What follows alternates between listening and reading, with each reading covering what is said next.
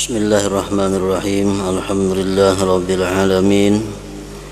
Wa bihi nasta'in ala umuri dunya waddin. Asyhadu an la ilaha illallah wahdahu la syarika lah. Wa asyhadu anna sayyidana Muhammadan abduhu wa rasuluh. Allahumma salli wa sallim wa barik ala sayyidina Muhammad wa ala alihi wa sahbihi ajma'in. Amma ba'du, faqala al-musannif al-imam hujjatul islam Abu Hamid Muhammad bin Muhammad al-Ghazali rahimahullah wa nafa'ana bi'ulumihi fid dharain amin. Wa mahma ikhtalaja dhamiruhu bihadhihi as-sifat zahara ala zahirihi dhalik hatta yakuna lil muwakkiri lahu al-mu'taqidi li fadlihi aktsaru ihtiraman wa yakuna biliqaihi ashaddu farahu wastibsyara mimman yaghlu bi muwalati ghairihi wa in kana dhalikal ghairu mustahiqqan lil muwalat wa rubbama yantahi al-amru bi ahli al-ilmi ila ayyataghayaru taghayyuran nisa fa yashukku ala ahadihim ay yakhtalifa ba'du talamidatihi ila ghairihi wa in kana ya'lamu annahu muntafi'un bi ghairihi wa mustafidun minhu bi dinihi wa kullu dhalik rashhu sifatil muhlikat al mustaqinnati fi sirril qalbi alladhi kad yazunnu al-alimun najata minha wa huwa maghrurun biha wa inna ma yankashifu dhalik bi hadhihi al-alamat ila akhir.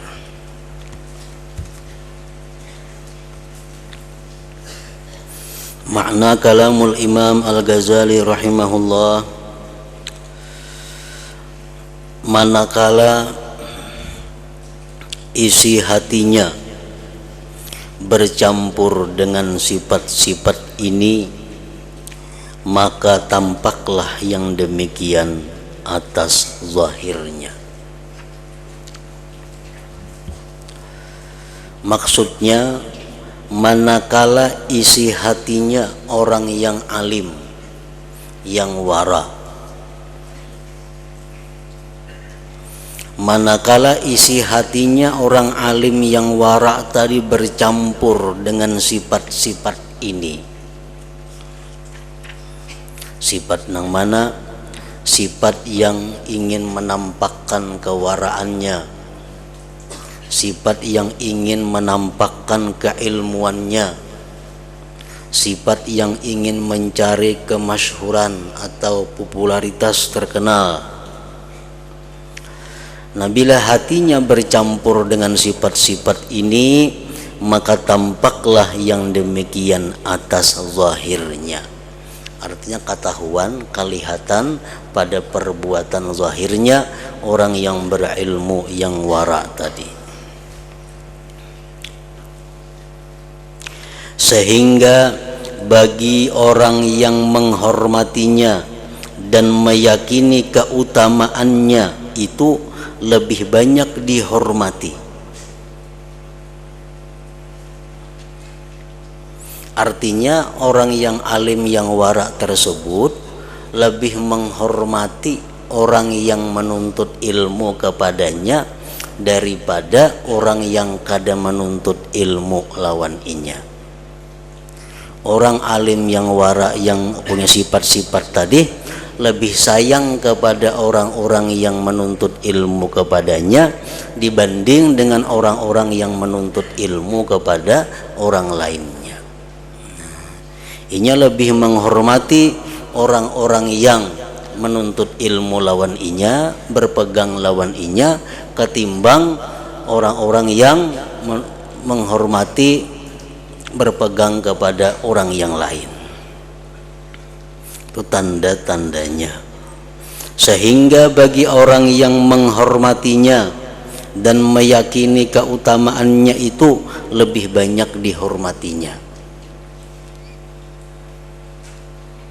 Bila orang kada mengaji lawan inya, kada dihormatinya, kada disayanginya, kada dihiraukannya. Tapi kalau orang itu mengaji lawan inya, yang diperhatikannya, itu alamatnya. Dan ia dengan berjumpa dengannya itu lebih senang dan lebih gembira daripada orang yang berlebihan dalam bersahabat dengan orang lain. Inya berjumpa kepada orang yang menuntut ilmu kepadanya lebih suka daripada berjumpa orang yang menuntut ilmu ke orang lain. Inya lebih senang berjumpa kepada orang yang meyakini kehebatannya daripada berjumpa lawan orang yang meyakini kehebatan orang lain.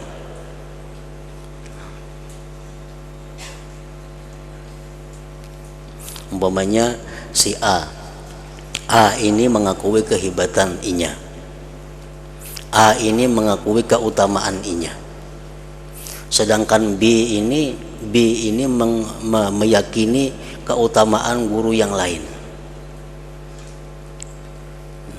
memuliakan kepada guru yang lain. Nah, si inya orang alim ini kalau lebih mengutamakan kepada orang yang mengutamakan inya, nah itu tandanya kada biris. Tandanya orang alim ini punya sifat-sifat yang tercela itu.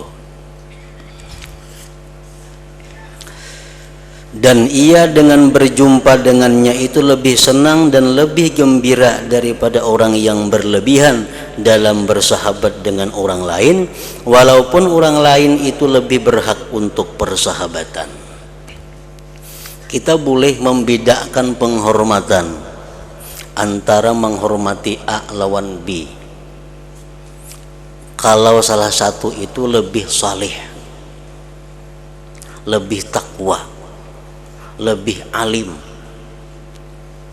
nah boleh kita menghormati orang itu lebih daripada menghormati orang yang biasa. Kalau kita menghormati seseorang karena inya itu memuji kita, kalau kita menghormati orang karena orang itu mengagung-agungkan kita,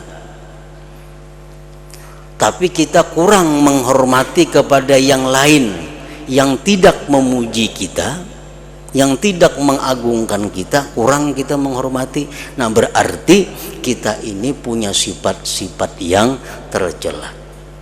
Berarti kita ada punya sifat-sifat ingin menampakkan kealiman, ingin menampakkan kewaraan dan mencari kemasyhuran, keterkenalan.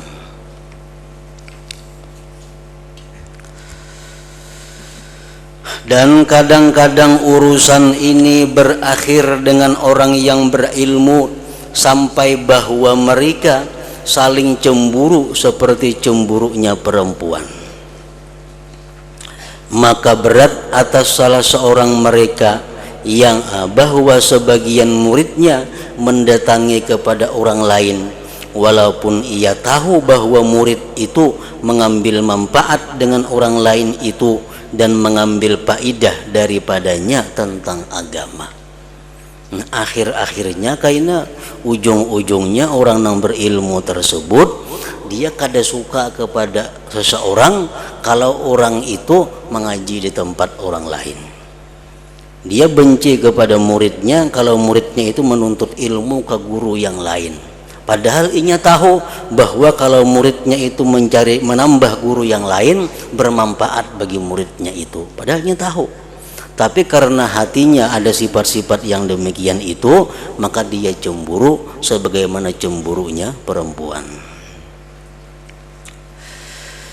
Nah, dan semua itu adalah titisan sifat-sifat yang membinasakan, yang tersembunyi dalam rahasia hati, yang kadang-kadang orang alim itu menyangka dirinya selamat daripadanya, padahal ia tertipu padanya. Dan hanya saja demikian itu terungkap dengan tanda-tanda ini. Orang yang berilmu kada kau mengetahui dirinya apakah sudah selamat dari sifat-sifat yang kada baik atau kada, sebelum ia merasakan tanda-tanda itu.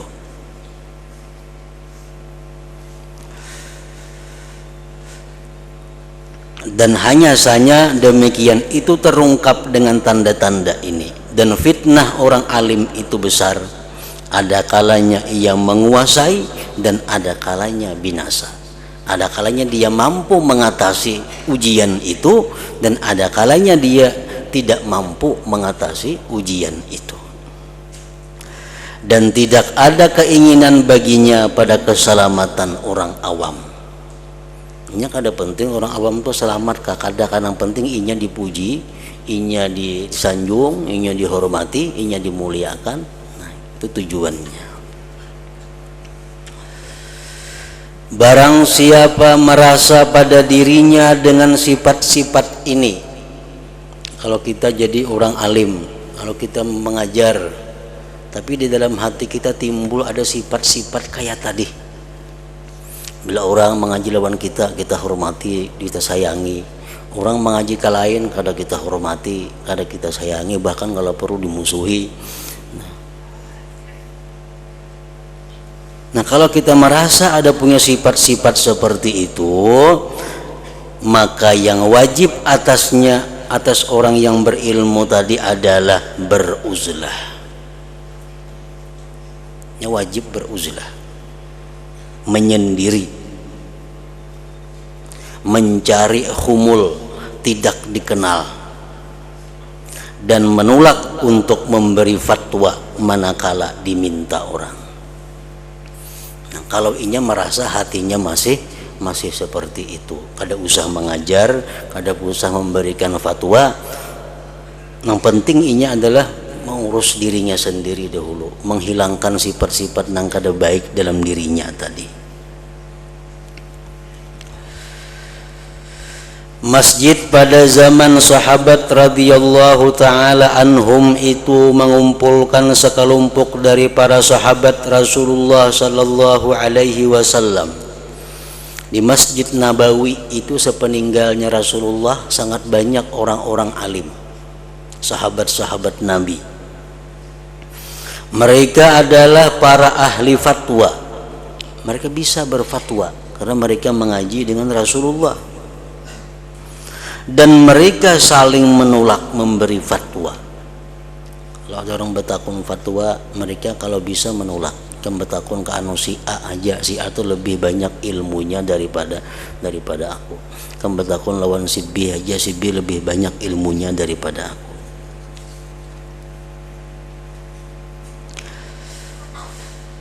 Dan setiap orang yang berfatwa adalah ia ingin bahwa orang lain cukup dengannya.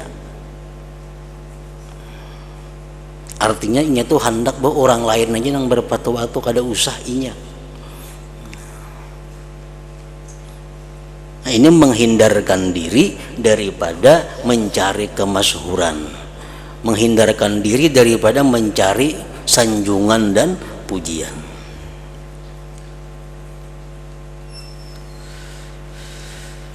Nah, jadi orang-orang yang alim, orang-orang yang berilmu, yang dalam hatinya masih ada sifat ingin terkenal, dalam hatinya masih ada sifat ingin dipuji, disanjung, diketahui orang kehebatan-kehebatannya, orang ini paling baik baginya kada usah mengajar. Yang paling baik uzlah, menyendiri. Apa tujuan menyendiri? Memperbaiki diri terlebih dahulu.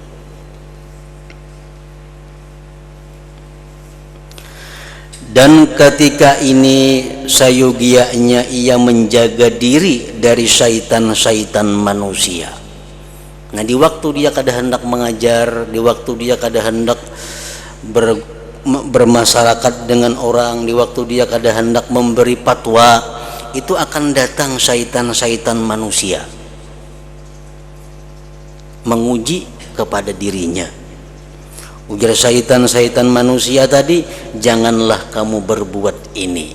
Engkau jangan menyendiri, engkau punya ilmu, engkau lawas mengaji, engkau banyak kitab yang engkau kuasai, bapak engkau menyendiri, bapak engkau kada mau mengajar.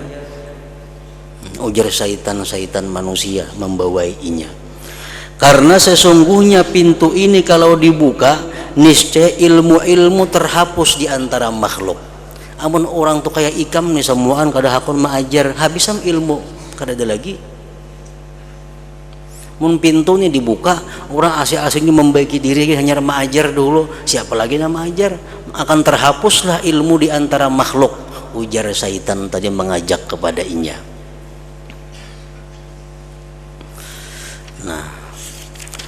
Jadi hendaklah ia berkata kepada mereka syaitan-syaitan manusia tadi, sesungguhnya agama Islam itu tidak perlu kepadaku.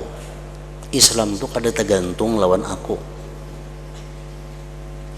Karena sesungguhnya agama Islam itu telah dibangun sebelumku dan begitu pula sesudahku. Dan jikalau saya mati, maka rukun-rukun Islam tidak menjadi rubuh. Karena agama itu tidak memerlukan kepadaku, adapun saya, maka saya tidak terlepas dari memperbaiki hatiku. Kau mengajar kah, kadakah Islam itu tetap jalan.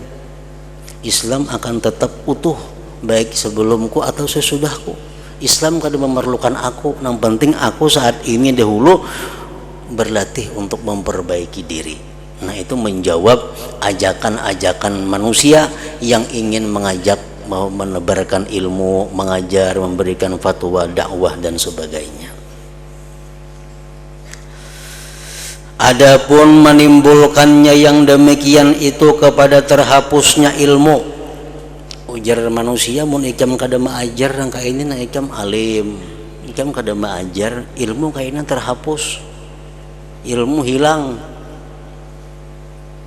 Nah, maka itu adalah khayalan yang menunjukkan kepada puncak kejahilan. Itu hanya tipu dayanya, ajakan rayuannya. Karena sesungguhnya manusia itu jikalau ditahan dalam penjara, diikat dengan ikatan-ikatan dan diancam dengan api karena menuntut ilmu, niscaya kecintaan menjadi pemimpin dan ketinggian mendorong mereka kepada menghancurkan ikatan, merubuhkan dinding-dinding binting keluar daripadanya dan menyibukkan diri dengan mencari ilmu. Artinya kalau kita nih kada hakun mengajar karena kita hendak memperbaiki diri, ilmu kada akan terhapus. Masih banyak orang-orang yang suka menuntut ilmu, masih banyak orang-orang yang suka mengajar karena mengajar itu adalah pangkatnya tinggi, kedudukannya tinggi. Masih banyak orang-orang yang berkeinginan untuk mendapatkan kedudukan itu. Itu maksudnya. Jadi jangan berpikir kalau aku kada mengajar kayaknya terhapus ilmu, kada macam itu. Mun aku kada mengajar Islam rubuh, kada ada harapan. Banyak lain pada kita yang mengurus agama Islam itu. Yang penting kita lebih dahulu memperbaiki hati, jangan sampai ada menggunakan ilmu itu untuk mencari hal-hal yang dilarang oleh agama. Maka ilmu tidak dapat terhapus selama syaitan mendorong kepada makhluk untuk cinta kepemimpinan. Dan syaitan tidak kendur dari perbuatannya sampai hari kiamat. Bahkan bangkit untuk menyebarkan ilmu kaum-kaum orang-orang yang tidak ada bagian bagi mereka di akhirat. Ilmu kada akan terhapus. Bahkan makin banyak orang-orang yang menuntut ilmu, karena dengan ilmu dia akan mencapai ketinggian pangkat, ketinggian martabat di sisi manusia. Sabda Rasulullah sallallahu alaihi wasallam, innallaha yu'ayyidu hadzal dina bi aqwamin la nasiba lahum.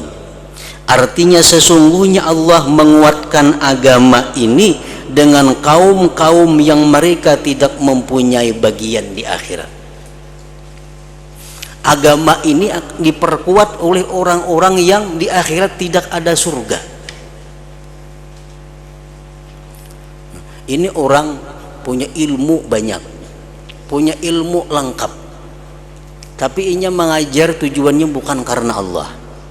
Inya mengajar tujuannya bukan untuk memperkuat Islam, tapi tujuannya untuk mencari sanjungan, mencari dunia, pangkat dan kedudukan. Nah, inya menyebarkan ilmu. Dengan tersabarnya ilmu ini, Islam jadi kuat.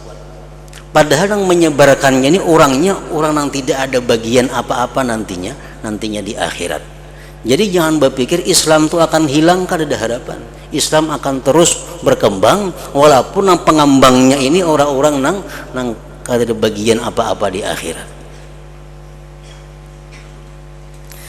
Innallaha la yu'ayyidu hadzal dina birrajulil fajir. Ujar Nabi, sesungguhnya Allah menguatkan agama ini dengan seseorang yang berbuat maksiat. Agama Islam ini jadi kuat dengan orang-orang yang ahli maksiat.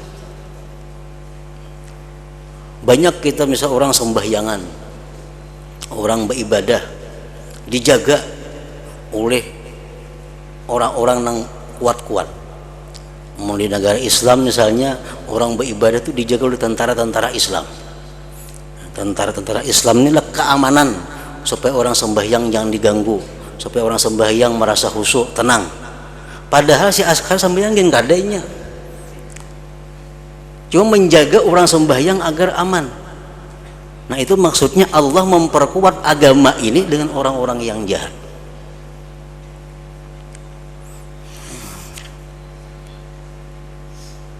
Mengadakan acara-acara syiar Islam, mengadakan acara pengajian-pengajian, maulah ini maulah itu, terlaksanalah pengajian, syiar Islam timbul. Padahal si panitian sambayangin gak ada orangnya, antara katuju bejudi gawiannya, tapi diajak urusan menyiarkan syiar, wahnya katuju, nya suka. Nah itulah Islam jar Nabi diperkuat dengan orang-orang yang seperti itu.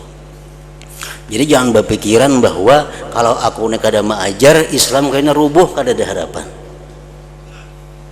Kada ada harapan. Kita maajar atau kada maajar itu Islam kada terganggu. Jadi jangan beralasan aku harus maajar untuk menguatkan Islam. Islam walaupun kita kada maajar tetap kuat. Yang penting kita disuruh memperbaiki hati, memperbaiki diri. Maka tidak semestinya orang alim itu tertipu dengan pengacauan-pengacauan daripada syaitan tadi. Kamu kada maajar, buat apa ilmu? Kamunya di akhirat ditanya Allah, kenapa kada maajar? Kamu kada maajar. Nah, itu bujur, ampun syaitan itu bujur kalau kita ini sudah maajar, mendidik, melatih diri kita seorang. Nah, kalau kita dengan ilmu itu masih suka mencari hal-hal yang negatif, kalau kita dengan ilmu itu masih mencari kedudukan kemuliaan di hati manusia, kita wajib memperbaiki diri dahulu.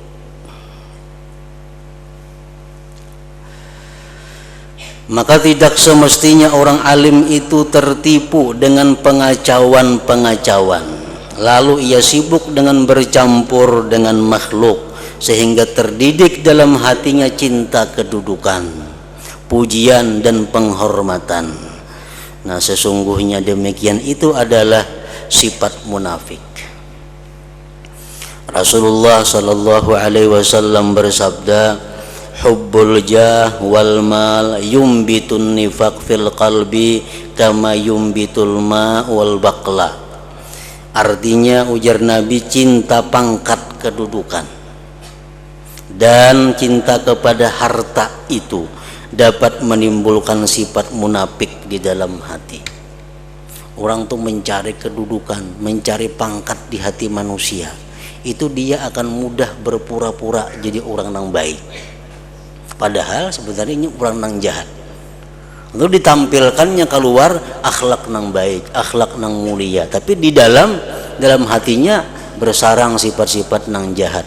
Nah karena ini mencari pujian kedudukan, sifat munafik akan tumbuh dalam hatinya. Nah demikian pula orang-orang yang mencintai harta itu akan menumbuhkan sifat-sifat nifak di dalam hatinya. Cinta pangkat dan harta itu dapat menimbulkan sifat munafik dalam hati, sebagaimana air itu menumbuhkan sayur-sayur. Dan Rasulullah sallallahu alaihi wasallam bersabda, madibani dhariyani ursila bi zaribati ghanamin bi aktsara ifsadan fiha min hubbil jah wal mal fi dinil mar'il muslim. Artinya tidaklah dua ekor serigala yang buas yang dilepaskan dalam kandang kambing itu lebih banyak membuat kerusakan padanya daripada cinta pangkat dan harta pada agama seseorang muslim. Ini kambing di kandang, diandaki serigala, wekung nang buas, maka kambing akan berantakan, matian dimakannya serigala. Karena dimakannya serigala, nah, berbuat kerusakannya di situ. Nah, demikian pula hati seorang muslim kalau dimasuki sifat cinta kepada kedudukan, kehormatan, pangkat, kemuliaan, cinta kepada harta, itu akan merusak agama orang yang Islam tadi di dalam hatinya. Dan cinta kedudukan tidak dapat terlepas dari hati kecuali dengan mengasingkan diri dari manusia dan lari dari bergaul dengan manusia dan meninggalkan setiap apa yang menambah kedudukannya dalam hati manusia. Maka hendaklah pikiran orang alim itu dalam memahami yang tersembunyi dari sifat-sifat ini dari hatinya dan dalam mencari jalan keselamatan daripadanya. Dan inilah tugas orang alim yang bertakwa. Nah, jadi orang alim itu disuruh juga tafakur, disuruh juga berpikir. Nah, apa yang dipikirkan orang alim itu mengoreksi hatinya, mengoreksi hatinya, batinnya. Adakah sifat-sifat yang tercela di batinnya itu yang berhubungan dengan ilmu? Nah, kalaunya ada, lebih baik memperbaiki itu. Nah, jadi orang yang salikin ditafakurkannya ada sudah. Orang-orang yang salihin ini yang mesti ditafakurkannya. Nah, orang-orang yang ulama pun ada juga yang mesti ditafakurkannya. Ada juga jalan pikiran yang mesti direnunginya, dipikirkannya. Nah, jadi bab tafakur ini mencakup kepada seluruh golongan. Siapapun dituntut untuk tafakur, berpikir agar mencari keselamatan dirinya. Adapun orang-orang seperti kita, maka semestinya pikiran kita pada yang menguatkan iman kita dengan hari hisab. Nah, kalau kita lain lagi pulang, yang kita pikirkan ini adalah kayak apa caranya menguatkan keyakinan, keimanan tentang hari hisab, hari kiamat. Kita ini sudah yakin aja bakal mati. Kita sudah yakin aja bakal ada pertanyaan fitnah kubur, azab kubur, nikmat kubur. Kita yakin aja bahwa ada kaina padang mahsyar. Kita yakin aja di kaina pacang ada hisab, pacang ada mizan, bakal ada titian, bakal ada neraka atau surga. Itu kita yakin. Cuma keyakinan kita itu belum sampai kepada batas yang diharapkan. Nah, itu yang kita dituntut menguatkan lagi keyakinan tentang itu, supaya keyakinan kita bertambah kepada hal-hal yang berkaitan dengan akhirat tadi. Kita percaya surga ada, percaya. Siapa aja yang madahkan surga itu ada, kita ada percaya. Karena kita sudah yakin bahwa surga itu ada. Nah, tapi yakin kita kada sampai batas yang cukup. Yakin kita kada sampai ke batas membuahkan sesuatu perbuatan.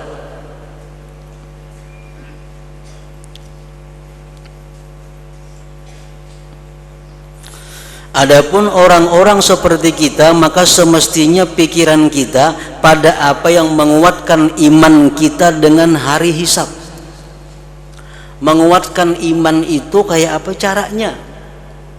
Antara lain dengan menalaah kitab-kitab yang berkaitan dengan hari kiamat.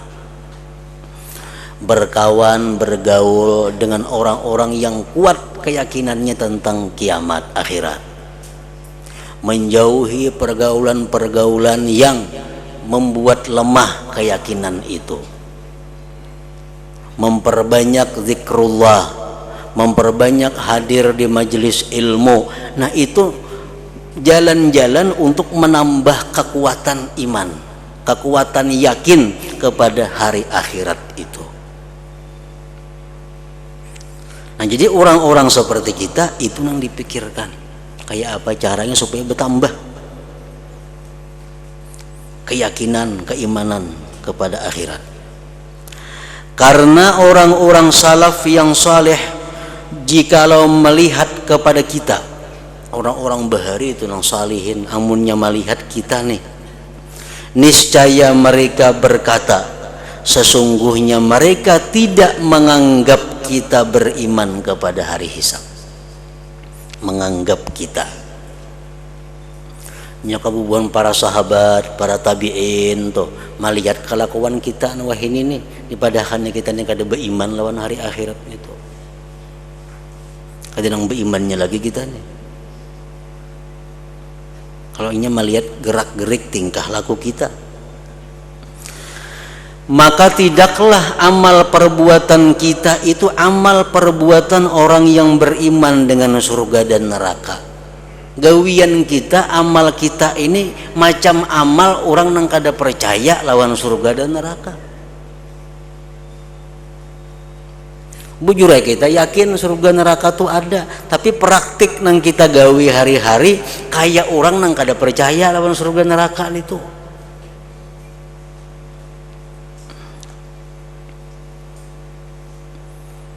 Karena sesungguhnya barang siapa takut kepada sesuatu, maka ia lari daripadanya.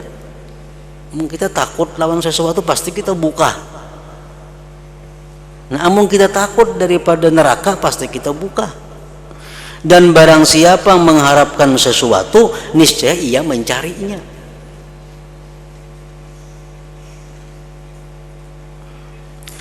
Dan kita telah mengetahui bahwa lari dari neraka adalah dengan meninggalkan perkara yang syubhat dan yang haram,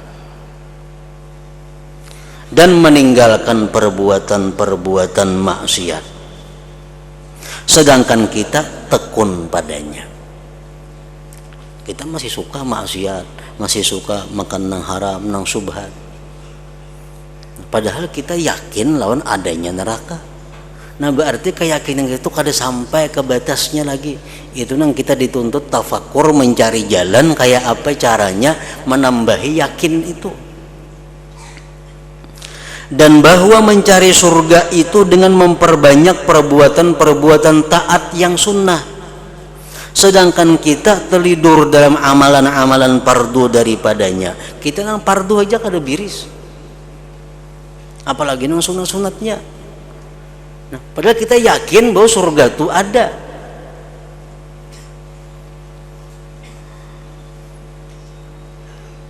Nah, maka tidak hasil bagi kita dari buah ilmu selain bahwa orang mengikuti kita dalam ketamaan kepada dunia dan kerakusan kepadanya.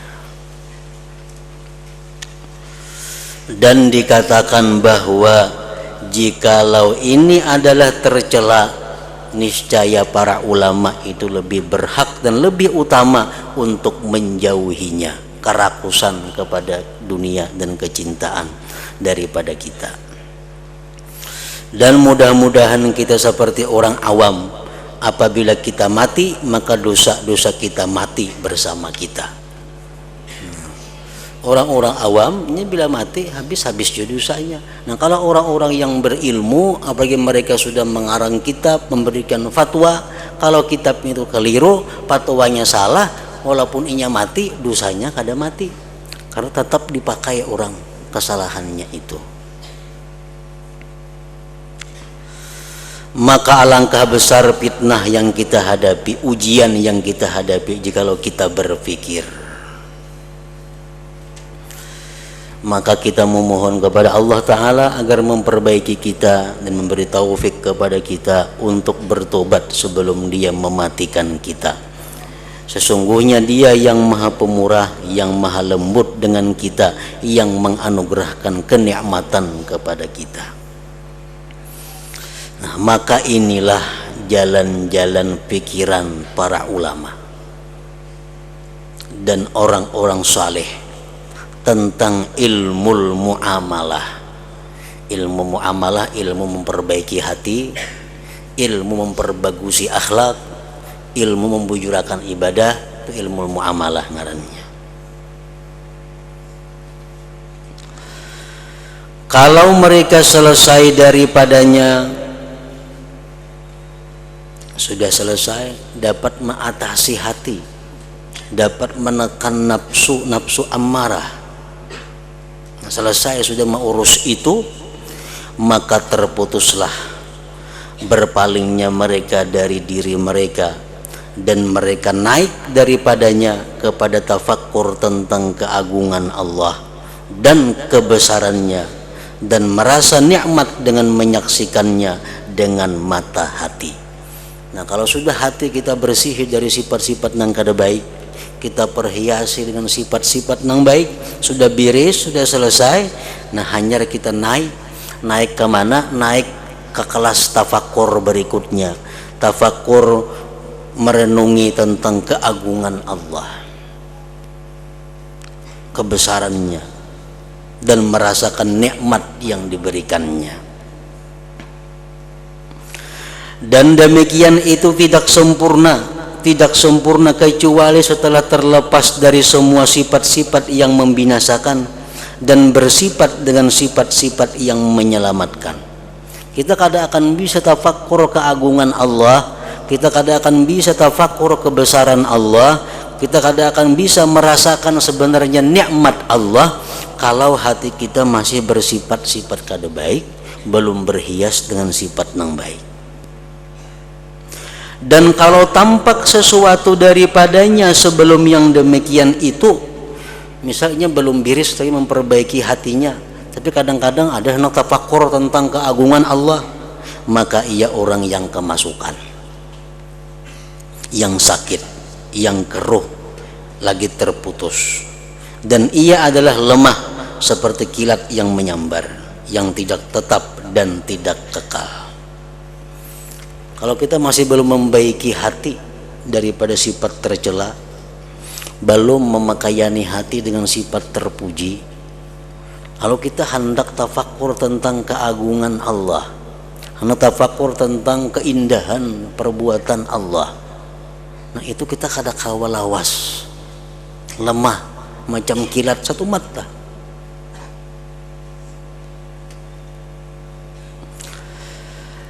Dan ia adalah seperti orang yang rindu, yang bersunyi-sunyi dengan orang yang dirindukannya, tetapi di bawah pakaiannya ada ular-ular dan kalajengking yang menggigitnya berulang kali. Kita berhadapan dengan orang yang kita rindukan, berduaan di tempat dengan orang yang kita rindukan, tapi di awak kita banyak ular, ada lah kalajengking, kaulah kita nyaman berhadapan itu, orang urusin aja dulu. Maka menjadi sulit atasnya kelezatan menyaksikan. Kayak apa jaharatnya orang yang dipandang, mun di awak kita ada ular, kada tak urus lagi orang itu. Nah, kayak itu juga kita kada akan bisa melihat, mata hati kita kada akan bisa melihat keindahan Allah, keindahan ciptaannya, kalau di dalam hati kita banyak sifat-sifat tercela itu.